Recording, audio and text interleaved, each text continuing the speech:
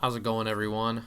We're back as we do every week. Talk about the most anticipated earnings for the week coming up here. May 10th, obviously, as usual. Leave in the comments if there's one in particular you want me to look at. But we'll just talk about all these. I'll give you my insights on any of these. And really, there's only one that I'm very much focused on this week, as you probably can tell already if you look through. But there's some really good ones on here. It's also a week that's kind of full of, let's say, you could say meme stocks potentially. Some of the really hype ones that have taken a massive hit over the last few months because, what a shocker, we overvalued them. So let's take a look at these brands. So let's take a look at these stocks, see how they're rolling. Yeah, let's go for it. I'm excited. We're gonna start Monday before open with Workhorse. We've got the Trade Desk, a company I've heard a lot about. Never really witnessed their actual services in effect, but really good company from what I've heard. BioNTech, Tyson, most known obviously for chicken. Tyson's going to have, it's kind of weird to say, you wouldn't think about it. There's definitely ups and downs for Tyson this year. They should be facing some tough comps because of the fact that for some reason, people were buying chicken like no one's business last year. That was one of the hoarding items. Meat was just, we're going to buy meat and we're going to keep it in our freezer. People were freaking out because they thought the world was ending. But they also were having issues with comps because they weren't able to get the product out because they had factories shut down. Ooh, a little itchy there. They had factories shut down. So they weren't able to meet really their expectations last year. So it's going to be tough. I think demand is still relatively high, not necessarily where it was last year, but with factories opened, they should have the ability to still post comp growth. It's going to be a weird year for them. It's one of those strange years. Coty after them. Then Marriott, I don't know. The hospitality segment, as far as hotels, still in kind of a rough spot. We're not nearly at the occupancy we were at in the year 2019, which seems weird saying the year. I mean, that's only 2 years ago, so really a year and a half. But yeah, we're not near that occupancy level yet. So these companies are still finding an issue with profitability. They're getting there, though. I will say that. You've seen some of these companies report earnings. Cash burns incredibly slowed down. Some are posting profitability now, not near where they were pre-COVID levels, but still, they're getting there. They're getting there. You can see the recoveries there as people are traveling a lot more. So these hospitality companies, they'll be showing some growth here. Might just take another few quarters though. Just consider that. Tegna. But obviously, as I said with Marriott too, though, I wanted to mention, should be easy comp growth. Should be, no doubt. So just consider that. Then Energizer, obviously, battery company. Do you expect batteries to do better or worse? You don't know what to say there. All I know is they're batteries. People are going to consistently buy batteries no matter what. It's not like a business that gets boosted or really shoved down. Batteries just get purchased, okay? Duke Energy, and then Air Products.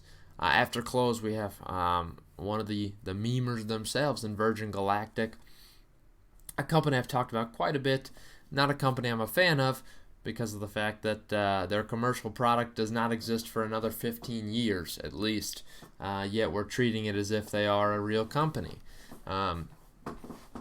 Again, the prospects are really nice, but I mean, this is not a company that's in a feasible state right now to be earning valuation that it has been. So that's my main point there. Novavax, Vuzix. Never heard of Vuzix. Can't lie to you, but I kind of like saying it. I really do. We've got Wynn. Another hospitality company, but mixed in, they've also got the casino segment. Again, a company that's going to be seeing some pretty easy comp growth this quarter, especially from this one in particular from Macau. Should be seeing some good comp growth this quarter in particular, but I'm excited to see the full year for Wynn, because it's a really good company, all things considered. They've been able to stay pretty strong throughout this. So we've got Simon Properties, the obviously the owner of the best malls in the country. Simon Property, their portfolio contains the best malls out there. High quality. They keep track of them. You think malls are dying. People are still going to malls. It is kind of shocking. They're going to innovate, though. That's the main thing. You got to think about malls. They're going to probably innovate as opposed to just completely get thrown by the wayside. But the company's been showing some great numbers there, actually, surprisingly. When they were not even able to, no one was able to go into malls for about 3 to 6 months of last year. They're still showing some decent numbers now. That recovery's there. So, one always to look at. Pay a freaking nice dividend, too, if you're into that. So, Inovio, Magnite. He's my favorite Pokemon. Oxy and UWM. Yeah, it's pretty cool. Tuesday before open. Palantir, Jumia, Nanox. A lot of these companies I don't believe I've heard of, actually. And then we have Aramark. It's odd that I do know it because I partake in a business that contracts with them. So Aramark, they are really well known for, uniforms and the like. So they kind of like a commercial laundry company, I guess, is what I'd like to say. That's what I'm calling them. Suck on that, Aramark. Cormit Digital. Hanes Brands Inc. They definitely changed that logo. I don't know about you, but what do you got to say about Hanes? I don't know. It's tough to say. People consistently, it doesn't matter if it's, in the middle of COVID or not, people buy underwear, They buy underwear. Trust me. And you need to consistently buy it because that stuff gets nasty after a while. I mean, you always got to upgrade. It's just how it is. And also, I get it. They make T-shirts as well. But, solid company, consistent consumer staple. IGT, Schrodinger, not his cat, though. RADA, and Repros. After close, it's another memer, gentlemen. Fubo TV, stock that's been very much less fortunate over the last couple months. As it was skyrocketed in valuation. It's a service that's actually not bad at all. The service itself is pretty nice. One of the multiple streaming companies out there, but they provide some decent stuff. Fubo, they provide better for sports than some of the other ones out there. So, decent company in what they provide, but just consider the fact that, who knows? I don't know. Just was overvalued. Unity. So Unity is obviously a game engine. You know them. Not sure what to think about Unity. Are a lot of people making games in Unity right now? I don't know. I think it's still going to be a consistent company. Even though the video game market is taking off like crazy, I don't know if necessarily Unity sees any benefit from that because a lot of these AAA publishers aren't really using Unity. They're using their own platform or something a little bit better. Not to say Unity's bad or anything, but there are limitations. Lemonade, actually a company that's seen a lot of interest in it due to investments from some big people, but definitely a nice internet-based tech company focused on analytics. So Lemonade, not sure what to say about them, but they've been doing good numbers so far, showing good growth every year so far that they've been IPO'd. Upstart, Sundial, Open Door. Yeah, EA. Don't like the company that much and what they provide because, they kind of scam their users. But I do 100% believe that still will continue with the loot box philosophy, the Madden Ultimate Teams, all of the Ultimate Teams, where you pay money for a better team to beat people online, which it's not a good sign, gents. You should not be spending that kind of money just to beat someone online. It's kind of disappointing, but they're into it, and I think that overall is going to benefit them. Their game's obviously going to be selling well too, because of the fact that people are buying every freaking game under the sun. Big Commerce. Big Commerce, another one of these stocks that absolutely skyrocketed by the end of last year, and now has seen some unfavorable last couple months. Kinross and Darling. Oh, that's sweet. Wednesday before open, we have Wix.com, Dynatrace. Dynatrace also. I mean, telling you, there's a lot of these companies that were just massive movement, and they've seen some unfavorable couple months. We have Wendy's, consistent. As you see, dine-in starts to open, it'll certainly benefit them quite a bit. As drive-through, there are limitations to what they've been able to do in terms of business. So comp should be better this year when you talk about opening dine-in, in my opinion. We have Veru, Macerich, Mastercraft Boat Holdings. Are a lot of people buying boats? That's a question for you.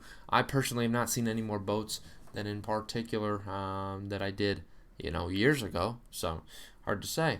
People are spending a lot of money though, so keep that in mind. Tower, Apex Medical, and Wolverine. After close, Sonos is a company that provides a really nice sound quality on their speakers, as well as an interesting product that is pretty nice. I mean, they make nice speakers, and the speakers themselves adjust themselves to the size and shape of the room to provide you the best sound quality. They make a good product. Tattooed Chef, another one of these ones that just absolutely skyrocketed. They are in the alternate meat dimension. I don't know what to say. The meat alternative industry is probably the better verbiage I could have used there. It's rough right now. I'll just tell you right now, I'm struggling to get the words out. Feel like I'm on "Lose Yourself" by Eminem. He wrote the song about me. I really do believe he did. So Tattooed Chef, the company, I don't dislike. I think they're doing great business, and they're building partnerships with a lot of people, especially selling their products in Walmarts and the like. But overall, the stock just got overvalued. It did, and that's why it's seen some unfavorable conditions. Should be a decent earnings, though, because I do think the meat alternative industry will continue to blossom. Just as a alternative for some people who want to go away from meat. Personally, I would not be in the boat for that. But if you want to do it, it's all up to everyone's choice. You shouldn't be forced into anything, in my opinion. We all have our own choice, Grow Generation. Wish.com. I don't know. Wish.com, the biggest hit or miss company out there. Whether you get an actual product or literal 1/90th of the quality item that's the biggest knockoff in the world. But again, you pay really cheap for it. So I could see just in this generation people buying a lot of crap off Wish because people are buying just everything in general. It's crazy. Shift, Jack in the Box, I would say relatively similar to what Wendy's will probably pull off. NV5, Vroom, ADMA, and Poshmark. Thursday before open, we have Alibaba. A lot of good stuff expected out of Alibaba in terms of numbers, and I think they will be doing some good stuff. They'll face some tough comps this year, most likely, just because the demand was so high last year. But I think still overall going to be still posting some comp growth, no doubt. Just the percentage is what questions you. Xpeng, Yeti. Now, I'm curious. I believe this is the Yeti that produces the coolers and cups and the like. Not sure if they're necessarily, booming or busting right now. It's hard to say. Can't say I've seen their products more than I usually have, but I don't typically, go to a lot of places where there are coolers. I don't know. That's just me. I feel like once you get one cooler, you should be good for a while. Avaxion. No, that company. Don't know it. Soliton, Celsius, AZEK, and Utz. I've never seen Utz on here as a most anticipated company because you just know them for pretzels. Pretzels, cheese balls, you know them for snack foods. Not really one you typically see on the most anticipated company because they're so consistent in what they do. Snacking I will say, though, I've seen reports that snacking has been up in the first quarter. It's weird to say that. Snacking's been up in the first quarter. How do they know these results? I mean, who knows? But from retail sales reports, I've seen snacking potentially up this quarter. Who knows? We'll see. After close, that's right. My focus stock, Walt Disney. Disney, one I really want to look at. Expected average EPS estimate here of 28 cents. One that I do think they will beat because I think they're hitting some profitability strides here. I think they'll beat on that. And the sales estimate of 15.87 billion is expected to decline 11.9% this quarter. You hate to see that. I think the revenue estimate's probably going to end up being a beat. With caveat, it's closer to 16 billion in my opinion. The full year is what concerns me. Expected only a 5.3% growth in the current year. No shot they hit only 5% growth. It's going to be a lot more significant than that because parks are on their way to opening up. Most of them have already, just at limited capacity, but we're going to see full capacity by the end, really by midsummer. In my opinion, I'm just going to tell you right now, this is a company that's going to be showing some massive comp growth because last year they were declining 40% in sales. And on top of that, Disney Plus is the focus of this company, and it's going to be doing gangbuster numbers. Direct-to-consumer is going to be a category you have to look at because they're going to be putting up incredible numbers. We're going to be talking about subscribers already over 1 million, or obviously over 1 million, over 100 million. Going to be posting closer to probably, that number's probably going to be around 110 to 115 million at this point.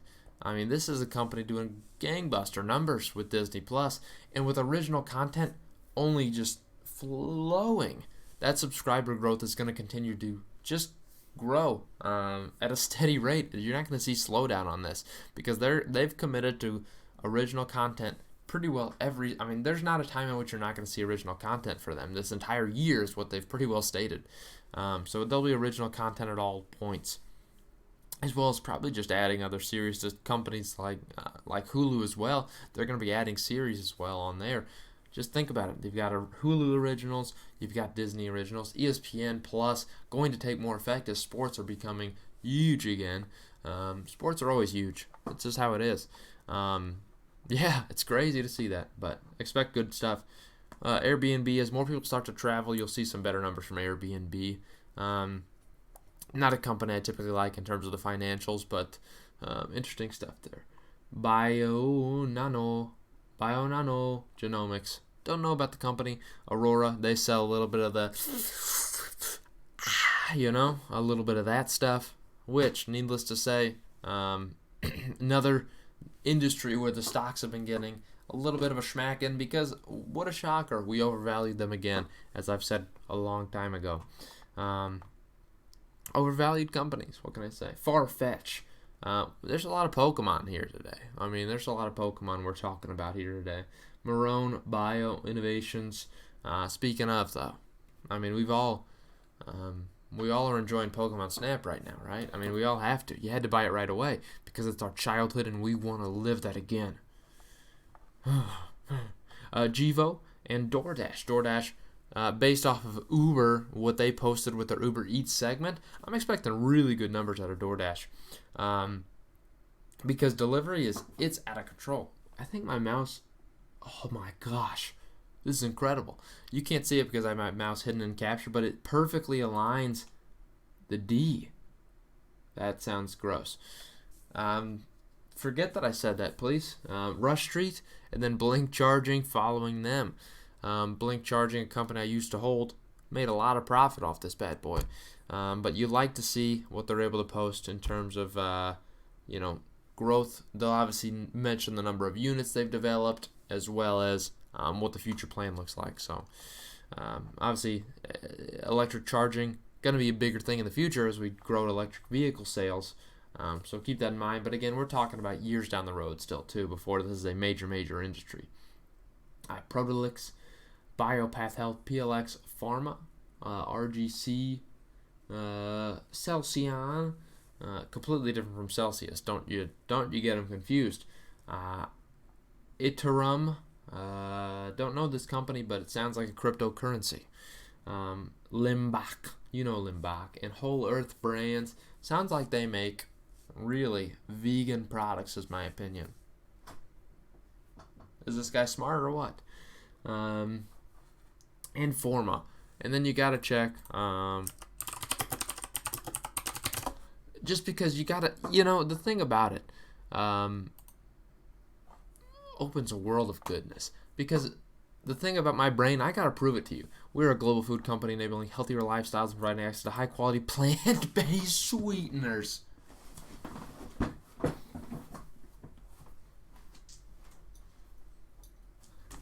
I've been in the game too long, and I'm smart. Hit him with the X, baby.